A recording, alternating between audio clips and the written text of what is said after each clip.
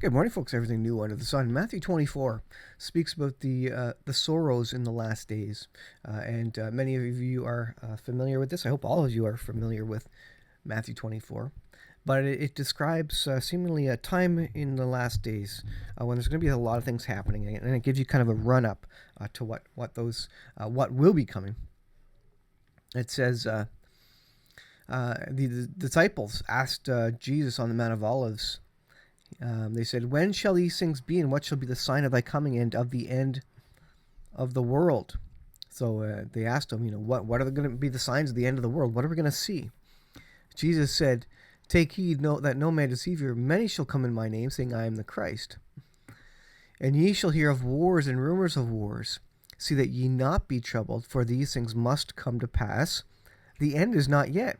Nation shall rise against nation, kingdom against kingdom, and there shall be famines, pestilences, earthquakes in diverse places. All these are the beginnings of the sorrows." So I would suggest to you that the sorrows are really the last 7 years of history of man on this earth before the millennial reign of Christ. And all this stuff comes before the 7 years. This is the beginnings of the sorrows. And we're going to be afflicted. They shall deliver you up to be afflicted.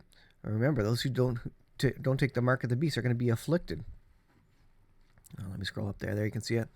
"And they shall kill you, and you will be hated by all nations for my name's sake." Are Christians hated?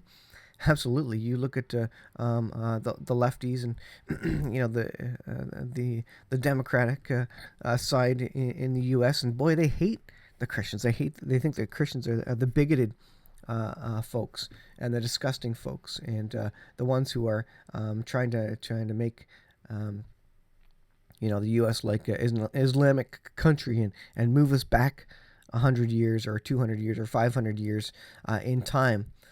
Anyways, wars and rumors of wars, and this is really kind of the key of what we're talking about. But all these things are the beginning of sorrows. So I believe these things are going to happen before the Antichrist comes, before the Antichrist seals some sort of peace deal, because the world's going to be in a very bad state, incredibly bad state, and that is the only thing that allows the world, that really triggers the world to accept this Antichrist figure. So what's happening with wars, rumors of wars? This is express.co.uk. World's largest nuclear sub leaves Gibraltar to make its way to Black Sea. So the U.S. nuclear sub is heading to the Black Sea. The USS Rhode Island departure comes as fears grow over what Putin will do after another humiliating retreat. Here's another article. This is Zero Hedge. Again, same thing. Giving Kremlin a warning, U.S. nuclear apocalypse submarine enters the Mediterranean Sea. So you see Gibraltar on the left-hand side there, heading to the Mediterranean, of course, which is the big body of water in the middle there, and then up above that Mediterranean Sea is the Black Sea. Multiple reports show the world's largest nuclear submarine, Rhode Island, left Gibraltar on Spain's south coast, was last seen entering the Mediterranean. Now, the Mediterranean in parts is very deep. I think it's 3,000 feet deep or something like that in some parts. So it's very, very deep, and it would be probably hard to recognize that it's in there or to see it. Rhode Island emerges in Gibraltar armed with intercontinental ballistic missiles and hundreds of nuclear warheads. So is anybody calling for peace right now? No. You would expect that. You would expect there to be no one calling for peace. If everybody had been calling for peace this whole time, no one's going to accept what the Antichrist is going to come in and submit for peace. So this is going to lead up to the brink of World War III, and maybe we will even see some weapons fired to the point where it's so crazy that, again, the people of the world will be desperate for peace. And this is really going to set the stage to make it easy for the Antichrist to come and say, I will give you peace, just bow the knee effectively, take the mark of the beast. And this is exactly what's happening. Folks, it gets really bad before the 7-year period starts. Because remember, the beginning of the 7-year period kicks off with the Antichrist making a peace deal, making things right, fixing the economy. And the only thing you need to do to get back to normal is accept this Antichrist as a world leader. And he will be coming. And this is so. Here's my timeline on the return of the Lord. I think the 7-year period starts any time now. Pretty much everybody is on the same page. No one knows when it will start, but I think we will all be surprised with how bad it needs to get before before all the citizens of the world are in a place to accept a world leader. Are we there yet? Are you ready to accept a world leader? No. Is most of the world ready to accept a world leader, to give up their sovereignty, to give up their national currencies, to give up their freedom to a world leader? No. We have to get to a desperate, desperate place of famine, pestilence, pandemic, World War III, to where we will be accepting of this particular person who's going to come in and promise to fix everything. So yes, it's going to get very, very bad before the 7-year period. And what's happening right now? Is there any talk of peace in the Middle East? Absolutely not. In fact, they are moving more nuclear warheads, both sides, into the conflict zone. So I would not be surprised if nuclear weapons indeed were used. And this adds to in Revelation, the waters going bitter. The huge, massive numbers and portions of mankind that die from the various pestilences and incredible things that are going on. They're not necessarily all supernatural. In fact, I think more and more that God doesn't need to use supernatural. He uses his own creation, which in a way is supernatural because he holds everything together anyways. So it's really all supernatural at the end of the day because God holds it all together. This is, let's see, what was this one?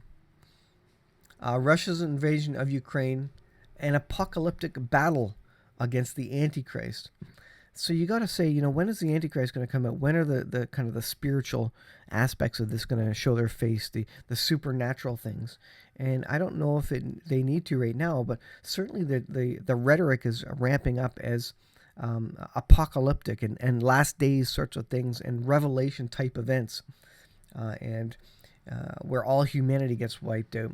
And indeed, Russia has been using this rhetoric significantly, biblical days, end time rhetoric. Apocalyptic battle against Antichrist, says Putin ally. Russian officials appear to have abandoned talk of denazifying Ukraine in favor of attacking the satanic West, framing their invasion as a crusade of desatanization. So is that true? Is it not true? There's this guy, this Kadyrov guy, and he is a leader of the Chechen Republic, and he is decrying Western atheism. And he says some interesting things. Now, this guy is not a good guy by any stretch. Speaking on Telegram, he launched into a diatribe against Western atheism and same-sex relationships, branding it an abomination. So you can see a kind of a mix of, biblical understanding there, but he is by no stretch a good guy. He said, "Indeed, there in the West, Satanism is openly acting against Russia." Is there Satanism in the West? Is there the spirit of Antichrist in the West? We're moving there quick, folks. You look at the stuff that the West allows, and the West puts out there into the world. The West is very liberal, and it's a very bad sort of liberal where anything goes. And if you're a Christian, if you're conservative, you are, holding the world back. You are a bigot. You are oppressive. But he goes on and says, satanic democracy is when the rights of atheists are protected, but believers are offended. Or when traditional couples are deprived of children and transferred to same-sex families.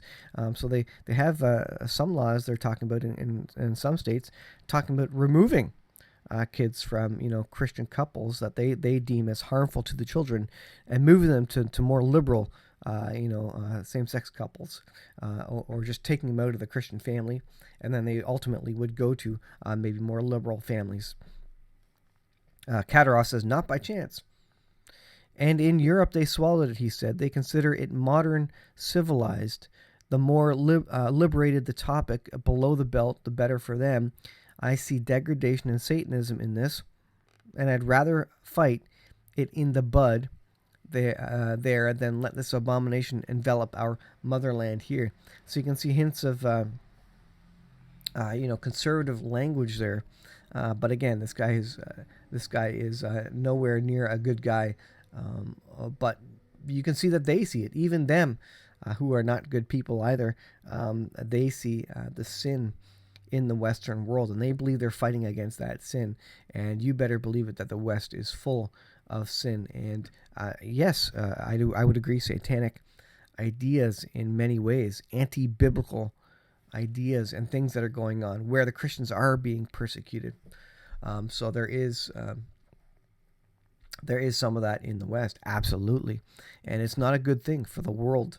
Um, Incredible. So, what's happening in the last days? Well, my goodness, folks, wars, rumors of wars. But be not troubled, for all these things will come to pass. The end is not yet. The 7 year period hasn't even started by the time these things come to pass. Nation shall rise against nation. Now we have North Korea starting up, North Korea, South Korea starting up, China, Taiwan, Russia, Ukraine. We have Turkey and Cyprus getting ready to battle. We have Israel and Iran getting ready to battle. It seems like every nation in the world is just war piled upon war. Wars and rumors of wars. Nation shall rise against nation, kingdom against kingdom. And you see that. And there will be famines, pestilences, and earthquakes in diverse places. These are the beginnings of sorrows. I think we're starting to understand what the beginnings of sorrows are. We haven't felt the consummation. We haven't felt the biggest, largest degree of all this. This will get worse, just like birth pains. And it all leads to, I believe, an antichrist coming out of, wherever it is, the Middle East, Europe, there, that at our worst time, when we're desperate people, when we have no money, when we're starving, when all we want is some food, and we're ready to give up all our privileges, our freedoms, that the Antichrist will rise and we will accept him. I say we, the Christians, I hope will see through this, and they should see through this. But most of the world, pretty much all the world, is going to be in such a desperate place, in such an apocalyptic sort of place, biblically speaking, biblical end time sort of manner.